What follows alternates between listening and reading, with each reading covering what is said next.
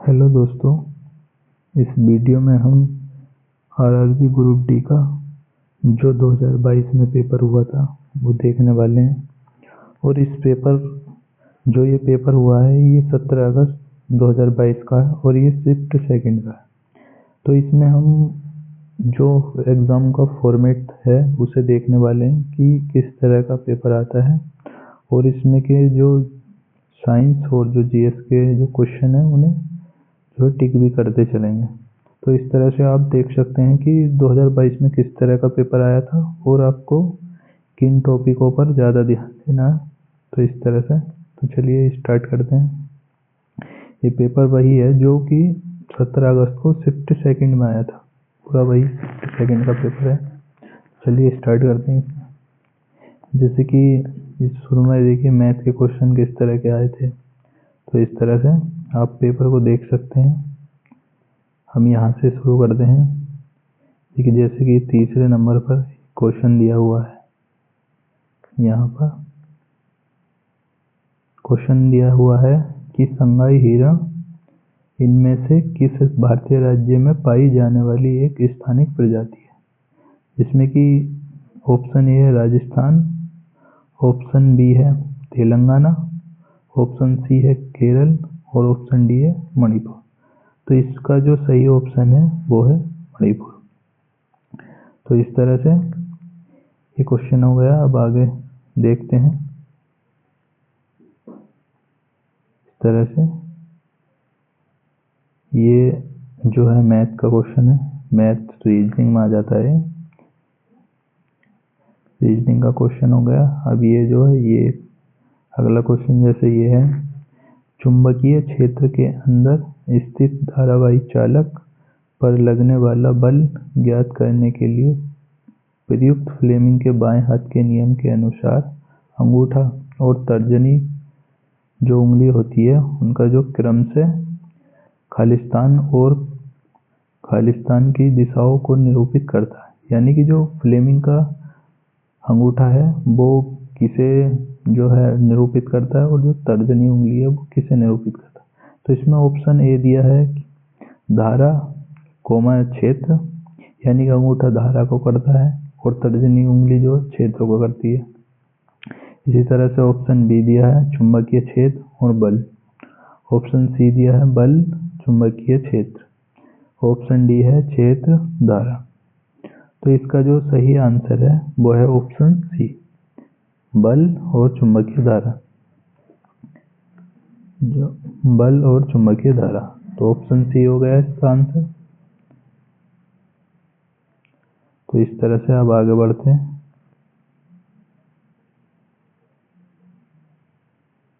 जैसे ऑप्शन इसमें जो है क्वेश्चन नंबर 6 है, जूम कर देता हूँ इसे। क्वेश्चन नंबर 6 है, निम्नलिखित में से कौन सा भाग पौधों में गैसीय विनिमय में सहायक होता है। तो ऑप्शन ए है रक्षक कोशिकाएं, ऑप्शन बी केंद्रक, ऑप्शन सी कोशिका झिल्ली, ऑप्शन डी रंध्र। तो इसका जो सही आंसर है वो है रंध्र। तो इस तरह से इसका जो आंसर है वो है रंध्र। बात कर लेते हैं आगे। तो इस तरह के क्वेश्चन दिए हुए हैं। तो ये पेपर सेम टू सेम वही है जो कि 17 अगस्त को आया था। इसी तरह से आप पैटर्न देख सकते हैं कि 2022 में किस तरह का पैटर्न आया और 2025 में 27 नवंबर से जो एग्ज़ाम होने वाले हैं उनमें सेम टू सेम मतलब कि इसी तरह का पेपर आएगा। अब अगला क्वेश्चन है, मौसिनराम पृथ्वी पर स्थित सर्वाधिक आर्द्र स्थान है और यह खालिस्तान में स्थित है। यानी कि ये कुछ पहाड़ियों के नाम दे रखे हैं इन्होंने।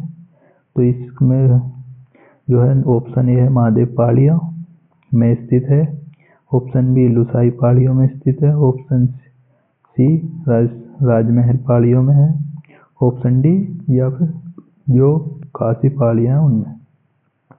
तो इसका जो सही आंसर है वो है डी, यानी खासी पहाड़ियों में।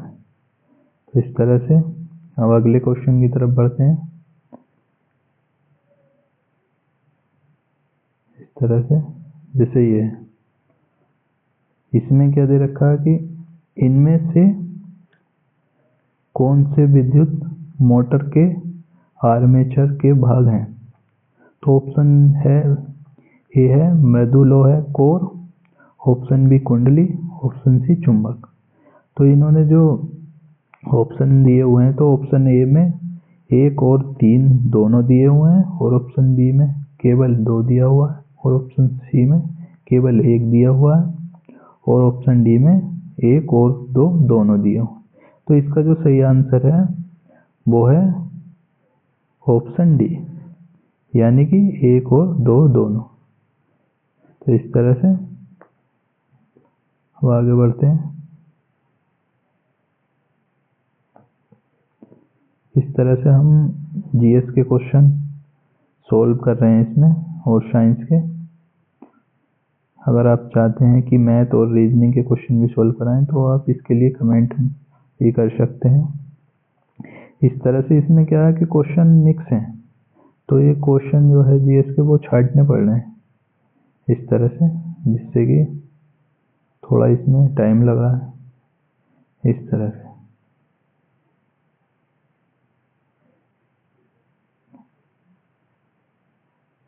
हमने एक पेज कवर कर लिया, अगले पेज पर आते हैं।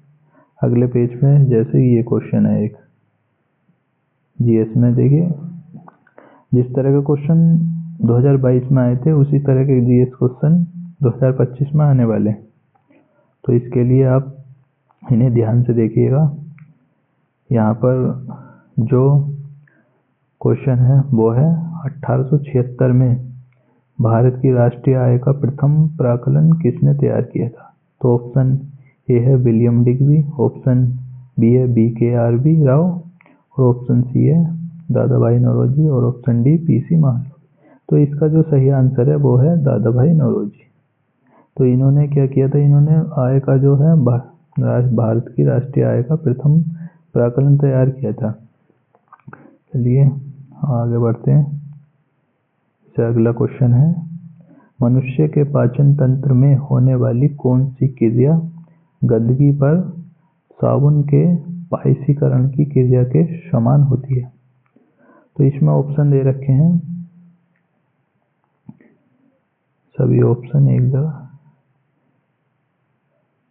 तो इसमें ऑप्शन ए दे रखा है कि पित्तरस द्वारा क्षारीय माध्यम प्रदान किया जाना, ऑप्शन बी है पित्त लवणों द्वारा बड़ी वसा गोलिकाओं को छोटी गोलिकाओं में विघटित किया जाना, ठीक है ना। और ऑप्शन सी है पित्तरस एंजाइमों द्वारा स्टार्च के पाचन में जो पाचन है उसमें सहायता करना, ऑप्शन डी है पित्तरस द्वारा अम्लीय माध्यम प्रदान किया जाना। तो इसका जो सही आंसर है वो है ऑप्शन बी, यानी कि पित्त लवणों द्वारा बड़ी वसा गोलिकाओं को छोटी गोलिकाओं में विघटित किया जाना। तो इस तरह से ये हो गया। अब आगे और देख लेते हैं जो जीएस के क्वेश्चन किस तरह से आए थे, जो जी के जीएस वगैरह के क्वेश्चन है। जैसे जैसे क्वेश्चन नंबर ये 23 है, ये क्वेश्चन इस तरह के भी आया था।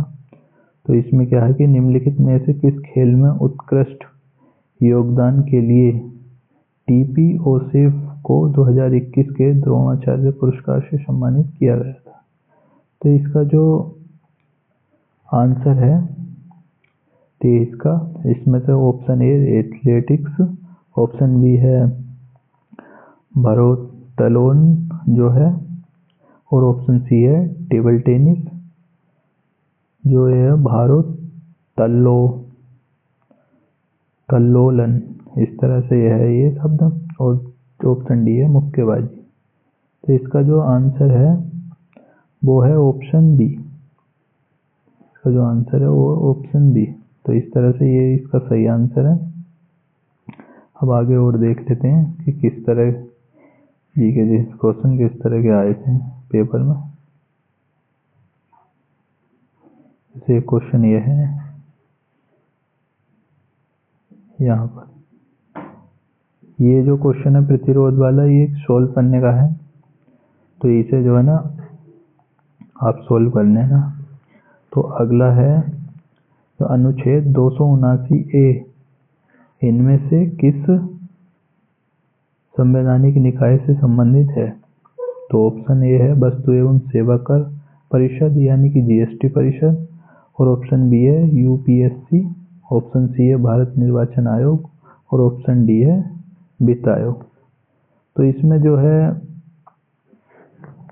जैसे कि ऑप्शन जो यूपीएससी है वो अलग आर्टिकल में, और जो भारत निर्वाचन आयोग है वो अलग में, जो वित्त आयोग है वो 280 में है। तो इस तरह से इसका जो आंसर है वो ऑप्शन ए है। तो इस तरह से अब आगे बढ़ते हैं अगले क्वेश्चन की तरफ। अगला क्वेश्चन क्या है? अगला क्वेश्चन है जब शुष्क बुझे हुए चूने का क्लोरीनीकरण जो करे जाते हैं, जैसे क्लोरीनीकरण होता है तो मुख्य उत्पाद के रूप में बनेगा, यानी कि जब उसका क्लोरीनीकरण होगा तो मुख्य उत्पाद के रूप में क्या बनेगा? तो ऑप्शन ए है एसिटिक अम्ल, ऑप्शन बी है बिना बुझा हुआ चूना, ऑप्शन सी है कैल्शियम ऑक्सीक्लोराइड, और ऑप्शन डी है हाइड्रोक्लोरिक अम्ल। तो इसका जो सही आंसर है वो है ऑप्शन सी, यानी कैल्शियम ऑक्सीक्लोराइड। तो इस तरह से अब आगे देख लेते हैं। आगे जैसे ये क्वेश्चन है एक, संध्या गुरुंग को खालिस्तान के क्षेत्र में कोचिंग के लिए द्रोणाचार्य पुरस्कार 2021 प्रदान किया गया है, जिसके पहले भी इससे रिलेटेड क्वेश्चन आया था। तो द्रोणाचार्य जो ग्रुप डी के लिए जो है ना काफ़ी महत्वपूर्ण है। तो इसे जो द्रोणाचार्य पुरस्कार, जैसे कि ये तो 2021 के हैं, तो ये जो 2022 में पेपर हुआ था 2021 के पूछे गए, तो इस समय जो 2025 या 2024 के पूछे, तो 2024 या 25 के द्रोणाचार्य जो पुरस्कार हैं आप सभी याद करके जाना, जो कि काफ़ी महत्वपूर्ण होने वाले हैं। तो इसमें क्या है, इसका हम क्वेश्चन को पढ़ते हैं कि संध्या गुरुंग को के क्षेत्र में कोचिंग के लिए द्रोणाचार्य पुरस्कार 2021 जो प्रदान किया गया है वो किस क्षेत्र में किया गया है? जैसे ऑप्शन ए है कबड्डी, ऑप्शन बी मुक्केबाजी, ऑप्शन सी तैराकी, ऑप्शन डी निशानेबाजी। तो इसका जो सही आंसर है वो है ऑप्शन बी, यानी मुक्केबाजी। ऑप्शन बी हो गया इसका आंसर।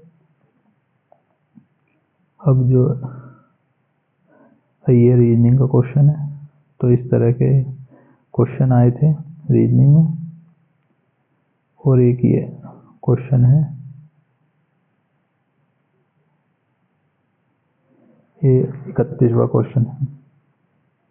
इसमें क्या है कि निम्नलिखित कथनों पर विचार करते हुए सही उत्तर का चयन कीजिए। कथन एक है कि निर्जल सोडियम कार्बोनेट का उपयोग सोडा एसिड अग्निशामकों में किया जाता है। ऑप्शन ए कथन एक हो गया। कथन दो क्या हो गया कि निर्जल सोडियम कार्बोनेट को जल में घोला जाता है और क्रिस्टलन जल के 10 अणुओं वाले धावन सोडा क्रिस्टल प्राप्त करने के लिए उसका पुनः क्रिस्टलन जो होता है वो किया जाता है। तो इसका जो सही आंसर है वो कथन एक जो है वो असत्य है, यानी गलत है, और कथन जो बी है वो सही है। तो इस हिसाब से इसका जो है ऑप्शन डी हो जाएगा, यानी कथन दो सत्य है और कथन एक असत्य है। अब अगला देख लेते हैं यहाँ पर इस तरह से।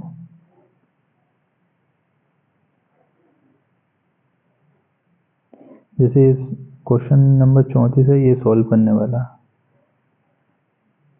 ठीक है ना। तो ये सॉल्व करने वाला, तो ये सॉल्व करके होगा। वैसे इसका ऑप्शन सी है -6/5, लेकिन ये सोल्व करके होगा तो अच्छे से, तो इसे आप सोल्व कर लेना। तो कैलकुलेशन वाले क्वेश्चन है वो मैं नहीं करा रहा हूँ, क्योंकि वो कैलकुलेशन वाले टॉपिक के साथ होंगे। तो इस तरह से इस समय मैं आपको सिर्फ जीएस के क्वेश्चन दिखा रहा हूँ कि किस तरह के क्वेश्चन 2022 में पूछे गए थे। अब जैसे क्वेश्चन नंबर 39 है, इसमें क्या है कि जो इसमें कहा गया कि उपभोक्ता अधिकारों के संदर्भ में कोपरा का पूर्ण रूप क्या है, यानी कोपरा की फुल फॉर्म क्या है। तो इसका जो है ऑप्शन ए है कंज्यूमर प्रोटेक्शन एक्ट। कोपरा का जो फुल फॉर्म ऑप्शन ए है कंज्यूमर प्रोटेक्शन एक्ट, और option B consumer protection alliance, option C consumer protection agency, और ऑप्शन डी है कंज्यूमर प्रोटेक्शन एसोसिएशन। तो इसका जो सही आंसर है वो है ऑप्शन ए, वो है ऑप्शन ए, यानी कि कंज्यूमर प्रोटेक्शन एक्ट। तो इस तरह से ये इसकी फुल फॉर्म हो गई। अगला जो क्वेश्चन नंबर 40 है, तो इसमें साइक्लोहेक्सेन में जो खालिस्तान सीसी बंद और खालिस्तान सीएच बंद होते हैं, इस प्रकार कुल संयोजी बंद होते हैं। तो इसका जो आंसर है वो है ऑप्शन बी। का जो आंसर है वो है बी, यानी कि 6, 12 और 18। इस तरह से अब आगे बढ़ते हैं। अब जैसे क्वेश्चन दिया हुआ है कि निम्नांकित जो है चित्र में आपतित किरण और निर्गत किरण को क्रम से किसके द्वारा दर्शाया गया है। तो ऑप्शन ए है सी, सी डी और ए बी, ऑप्शन बी है बी सी और सी डी। यानी कि जो आपतित किरण है वो जो है पहले दिया हुआ है, जैसे सी डी को आपतित किरण मान ले और निर्गत किरण इसमें ए बी को मान ले। तो इस तरह से ऑप्शन दिए हुए हैं, जिसमें कि ऑप्शन सी ए बी और बी सी, और ऑप्शन डी ए बी और सी डी। तो इसका जो सही आंसर है वो है ऑप्शन डी, यानी कि ए बी और सी डी। यानी कि जो आपतित किरण है वो है ए बी और जो निर्गत किरण है वो है सी डी। तो इस तरह से और देख लेते हैं क्वेश्चन।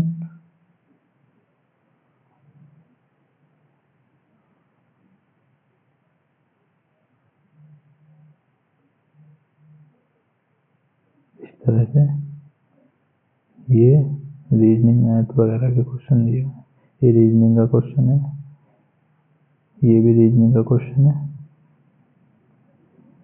जैसे एक ही है, इनमें से क्या अलैंगिक प्रजनन का उदाहरण नहीं है।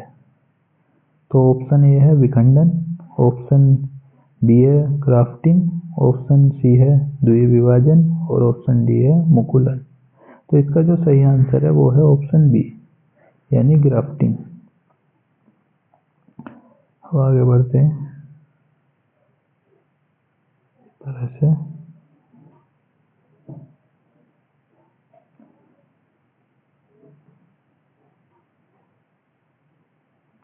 जैसे फिजिक्स में ये क्वेश्चन आया था कि एक गोलीय दर्पण के ध्रुव और वक्रता केंद्र के बीच की दूरी इसकी फोकस दूरी f के पदों में के बराबर है। तो इसका जो सही आंसर है वो है ऑप्शन डी, यानी कि f/2। और अगला जो अगला क्वेश्चन है वो है, इसका ऑप्शन डी था। और अगला क्वेश्चन निम्नलिखित में से कौन सी नदी अमरकंटक पहाड़ियों से निकलती है। तो इसका जो सही आंसर है वो है नर्मदा, क्योंकि गोदावरी तो नीचे बहती है दक्षिण में, जो कि यहाँ से नासिक वगैरह पास से निकलती है, और सतलज जो वहाँ से मानसरोवर झील के पास राकसताल से निकलती है, और तीस्ता नदी ऊपर से आती है, नेपाल से निकलती है। तो इस तरह से ये अलग अलग हैं। जो अमरकंटक से निकलती है वो नर्मदा नदी निकलती है, ठीक है ना। और ये क्वेश्चन जो है ये रीजनिंग का है। रीजनिंग मैथ के क्वेश्चन अभी हम अगर आप चाहते हैं कि रीजनिंग मैथ के क्वेश्चन भी सोल्व कराएं तो आप कमेंट कर सकते हैं, उन्हें भी हम डिटेल में सोल्व करा देंगे अच्छे तरीके से। अब जैसे ये है ऑप्शन नंबर, तो क्वेश्चन नंबर ये 55 है, 55।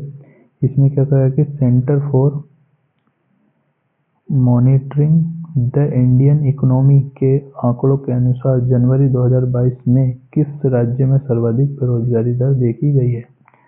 तो इसका जो आंसर है वो आंसर है हरियाणा। इस तरह से जो आंसर है वो है हरियाणा, ऑप्शन डी। तो इस तरह से अब आगे बढ़ते हैं। तो ये एक तरह से मतलब करंट अफेयर में क्वेश्चन आ गया, जनवरी 2022 से रिलेट करके पूछ रहे हैं ना। जैसे ये है क्वेश्चन ये आया था, ये भी एक तरह से करंट अफेयर का हो गया। ऑप्शन इसमें क्या कहा है, जनवरी 2022 में गेल ने प्राकृतिक गैस प्रणाली में हाइड्रोजन के सम्मिश्रण की भारत की पहली परियोजना किस स्थान पर शुरू की गई, किस स्थान पर शुरू की। तो option A Indore, option B Gwalior, option C Ujjain और ऑप्शन डी भोपाल। तो इसका जो सही आंसर है वो है ऑप्शन ए इंदौर। चलिए अब आगे बढ़ते हैं। इस तरह से ये रीजनिंग का क्वेश्चन है। जैसे एक क्वेश्चन है, यदि ये भी रीजनिंग का क्वेश्चन है, इससे अगला है क्वेश्चन नंबर 60। तो इसमें क्या कहा है, इसमें है भारतीय संविधान के किस भाग में केवल एक अनुच्छेद 51A है जो नागरिकों के लिए 11 मौलिक कर्तव्यों की संहिता से संबंधित है। तो ऑप्शन ए है भाग 9 का ए, भाग 4 का 1 और ऑप्शन सी भाग 7 और ऑप्शन डी भाग 5। तो इसका जो सही आंसर है वो है ऑप्शन बी भाग 4A। ये क्या है कि जो ये भाग 4A है ये 42वें संविधान संशोधन से, ये 42वें संविधान संशोधन से 1976 में जोड़ा गया था।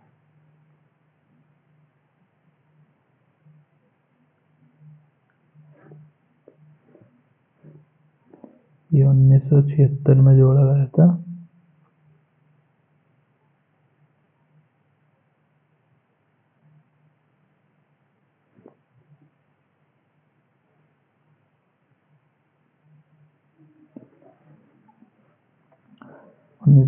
में ये 42वें संविधान संशोधन से जोड़ा गया था, भाग 4 का ए, और इसमें अनुच्छेद है 51 का ए, जिसमें कि 11 मौलिक कर्तव्य दिए हुए हैं।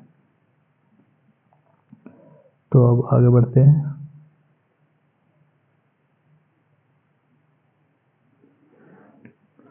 जैसे ये है कि मई 2022 में इनमें से किस राज्य के मुख्यमंत्री बसवराज बोमई ने एक नई स्वास्थ्य और कल्याण योजना एक आयोग का शुभारंभ किया है।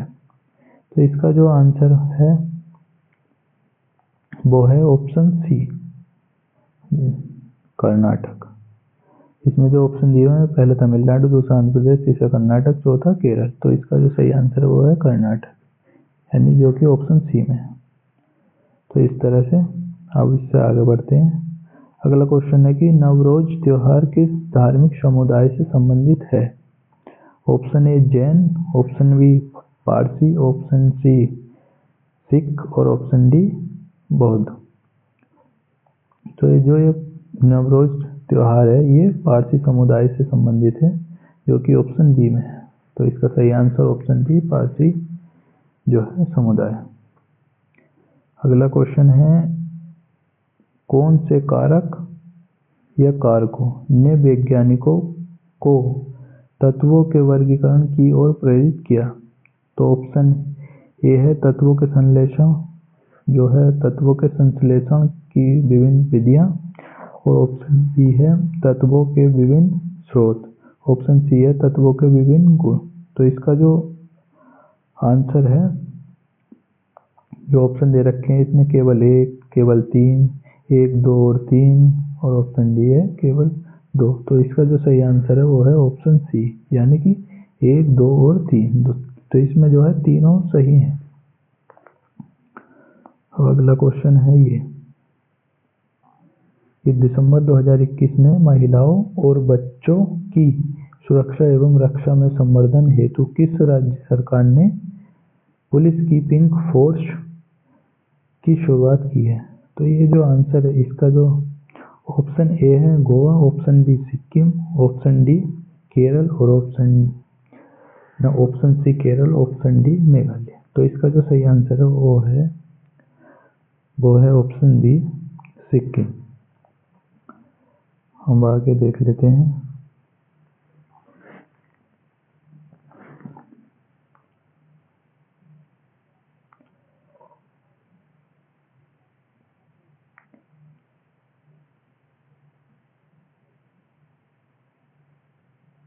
तो ये रीजनिंग का क्वेश्चन है और ये है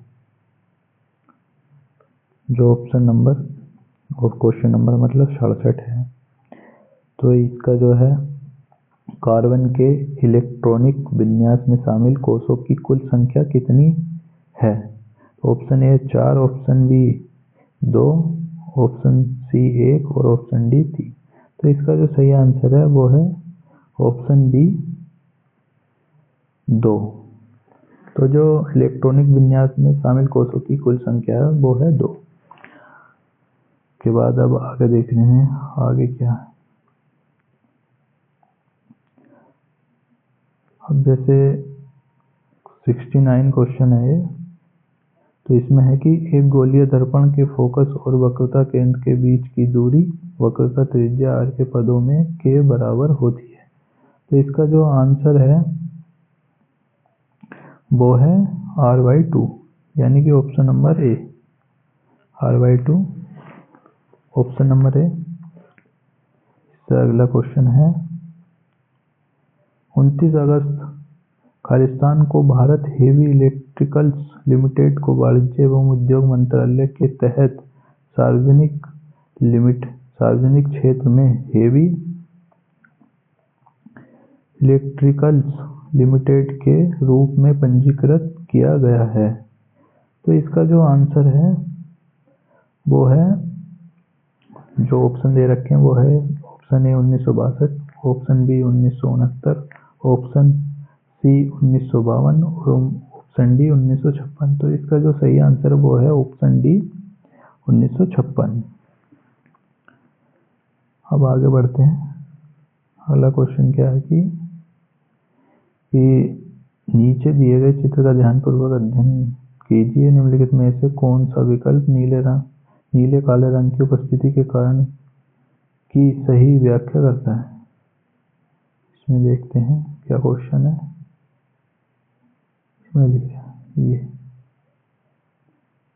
ये आयोडाइन और potato juice turning blue black और आयोडीन, इस तरह से ये दे रखा है। और potato juice turning blue black यानी नीले काले रंग में परिवर्तित होता हुआ आलू का रस।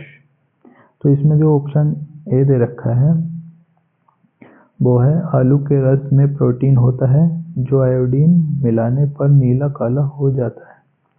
ऑप्शन बी आलू के रस में वसा होती है जो आयोडीन मिलाने पर नीली काली हो जाती है। ऑप्शन सी है आलू के रस में ग्लूकोज होता है जो आयोडीन मिलाने पर नीला काला हो जाता है। और ऑप्शन डी है कि आलू के रस में स्टार्च होता है जो आयोडीन मिलाने पर नीला काला हो जाता है। तो इसका जो सही आंसर है वो है ऑप्शन डी, यानी कि आलू के रस में स्टार्च होता है जो आयोडीन मिलाने पर नीला काला हो जाता है। तो इस तरह से इसका ऑप्शन डी हो गया, ऑप्शन डी। अब बात कर लेते हैं अगले क्वेश्चन के ऊपर।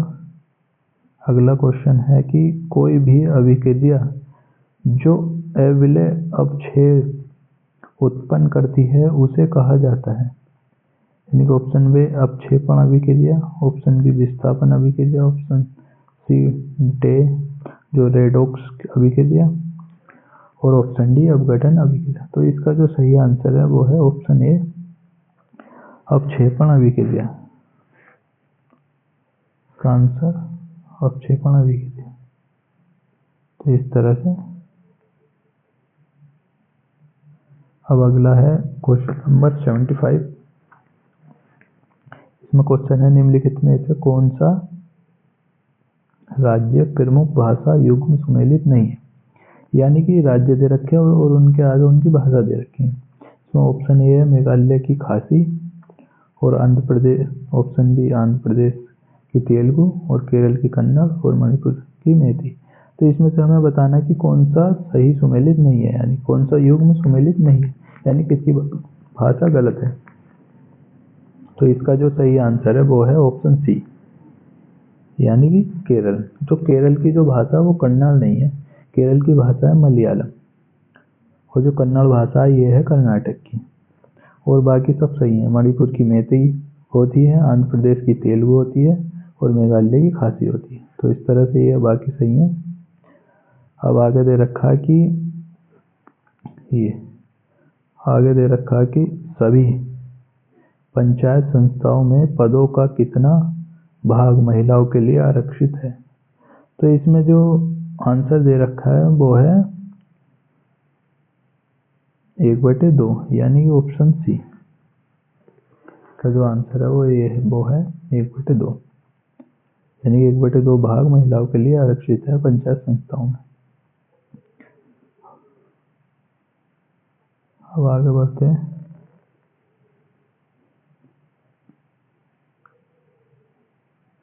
अगली है जैसे कि ये क्वेश्चन नंबर 77, बड़ा कर लेते हैं इसको।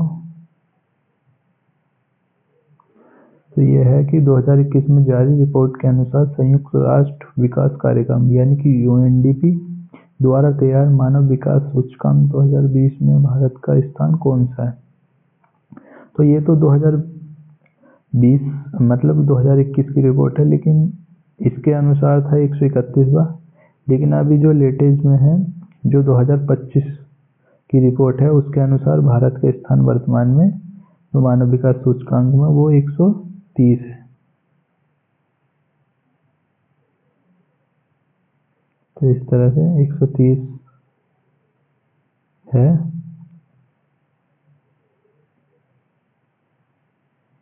एक 2025 में, लेकिन उस समय तो 131 था, लेकिन वर्तमान में 130 है। अब जैसे ये क्वेश्चन दे रखा है ऊंचाई, बेलनाकार, टंकी वगैरह, ये मैथ का क्वेश्चन आ जाता है मेन प्रिपरेशन में। तो इस तरह से जो 79 है इसमें किसी दिए गए प्रतिरोध R को 2 बराबर भागों में काटा जाता है, प्रत्येक भाग का प्रतिरोध ज्ञात कीजिए। तो इसका जो आंसर है वो है ऑप्शन बी R/2। इस तरह से R/2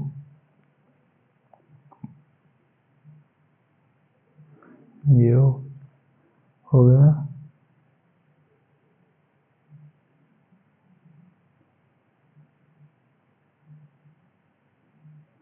अब जैसे ये क्वेश्चन है क्वेश्चन नंबर 81। इसमें क्या कहा गया है, इसमें कहा गया है कि एक कथन और उसके बाद 2 तर्क 1 और 2 दिए गए हैं। कथन और तर्कों का ध्यानपूर्वक अध्ययन कीजिए और दिए गए विकल्पों में सूचित कथनों से। अब जैसे चलो इसे भी सोल्व कर लेते हैं। अपार्टमेंट परिसरों के सूखे कचरे और गीले कचरे को अलग न करने वाले निवासियों पर भारी जुर्माना लगाने का निर्णय लिया है। ये रीजनिंग में क्वेश्चन आता है, लेकिन अब पढ़ लिया तो कर लेते हैं इसको भी। और इसके तर्क दिए हुए हैं कि सरकार ने सभी मकान मालिकों के लिए गीले कचरे और सूखे कचरे को अलग करना अनिवार्य कर दिया है। और ऑप्शन बी है कचरा पृथक्करण को सुगम बनाने के लिए सभी अपार्टमेंटों में सूखे कचरे और गीले कचरे के लिए अलग अलग कूड़ेदान उपलब्ध कराए गए हैं।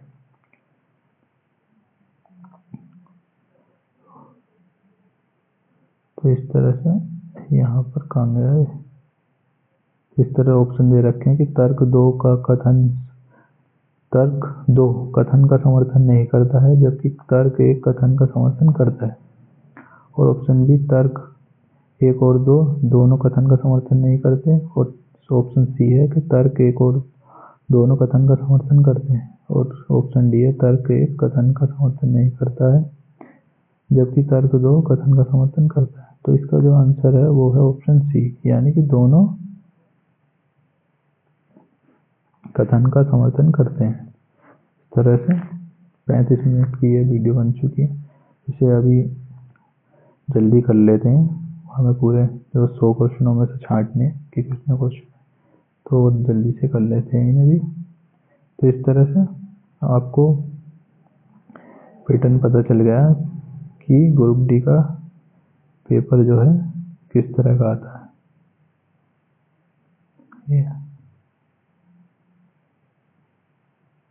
जैसे ये रीजनिंग का क्वेश्चन है, दिशा वाला,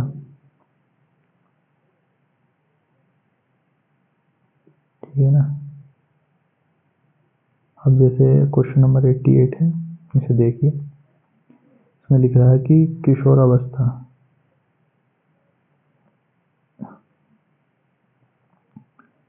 किशोरावस्था के दौरान मानव शरीर में अनेक परिवर्तन होते हैं। निम्नलिखित में से कौन सा परिवर्तन केवल लड़कियों में लैंगिक परिपक्वता से संबंधित है। तो इसमें ऑप्शन ए है मुहासे युक्त तेलीय त्वचा, ऑप्शन बी शरीर के विभिन्न हिस्सों पर बालों का बढ़ना, ऑप्शन सी उनकी दिखावट के प्रति सचेतता, और ऑप्शन डी स्तन ग्रंथियों की वृद्धि। तो इसका जो आंसर है ऑप्शन डी, यानी कि स्तन ग्रंथियों की वृद्धि। किशोरावस्था में जो लैंगिक परिपक्वता है तो वो स्तन ग्रंथियों की वृद्धि है। तो इस तरह से आगे देख लेते हैं क्वेश्चन।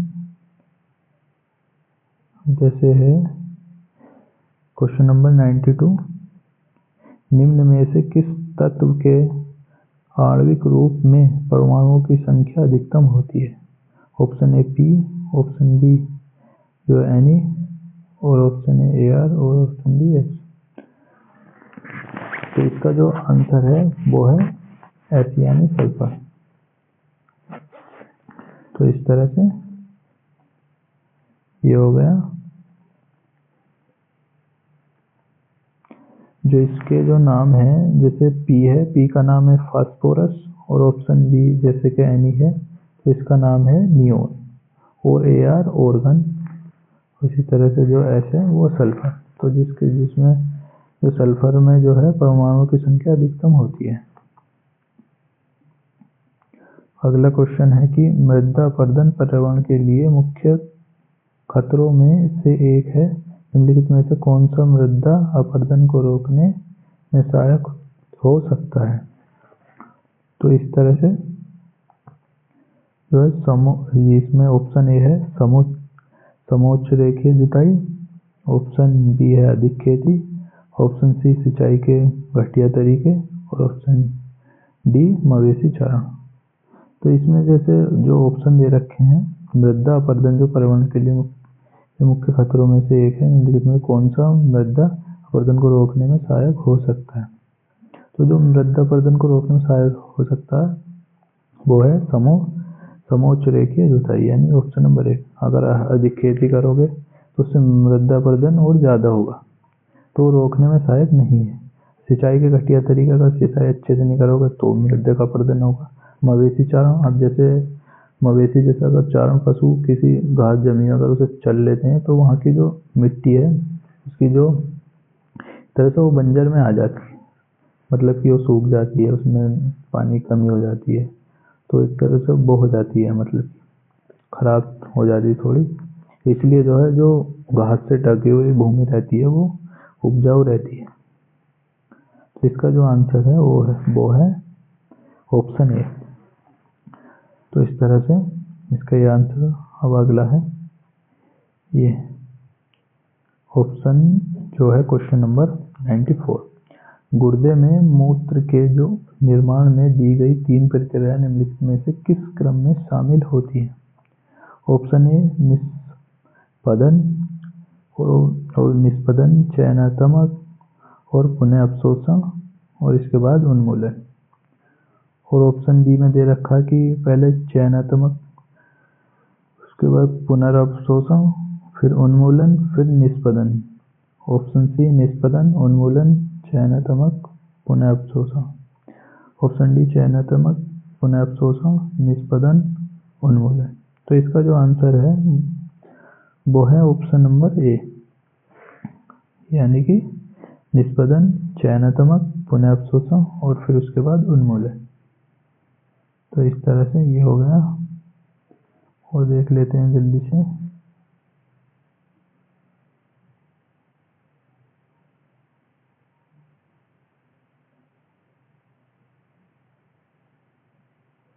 जैसे ये क्वेश्चन है 96 नंबर।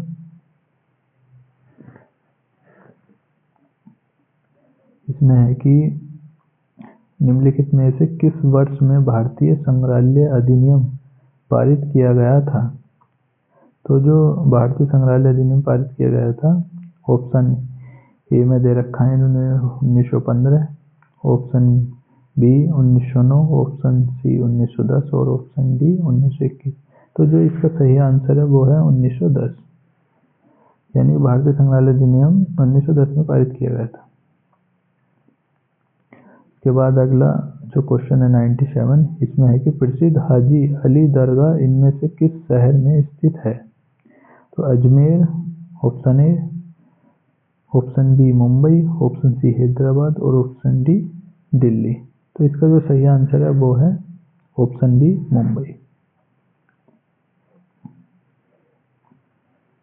तो इस तरह से क्वेश्चन हो गए। अब आगे बढ़ते हैं अगले क्वेश्चन की तरफ। देखिए क्वेश्चन है 99, किस जीवाणु की उपस्थिति जल प्रदूषण का सूचक है? यानी कि कौन से जीवाणु जल में उपस्थित होने से ये पता चलता है कि जल जो है प्रदूषित है? तो ऑप्शन ए है ई कोलाई कोलीफॉर्म, और ऑप्शन बी है साल्मोनेला टाइफी, और ऑप्शन सी यहाँ पर ऑप्शन सी है माइकोबैक्टीरियम ट्यूबरक्लोसिस, और ऑप्शन डी विब्रियो कोलेरा। तो जो इसका सही आंसर है वो है ऑप्शन ए, यानी कि ऑप्शन ए है। पहले वहीं पर पहुँचते हैं, और ऑप्शन ए यानी कि ई कोलाई टेलीफार्म। तो इस तरह से ये हमने जो है जितने भी ग्रुप डी में जो 2022 में जीके जीएस के क्वेश्चन आए हुए थे वो सभी देख लिए, और इसमें से हमने जो मैं जीके जीएस के क्वेश्चन सोल्व भी कर लिए। तो वीडियो आपको अच्छी लगी होगी। अगर वीडियो अच्छी लगी तो वीडियो को लाइक करें, और अगर आप आगे भी ऐसी वीडियो चाहते हैं तो वीडियो में कमेंट करना। फिर मिलते हैं किसी अगली वीडियो में, और चैनल को सब्सक्राइब करना बिल्कुल न भूलें। धन्यवाद।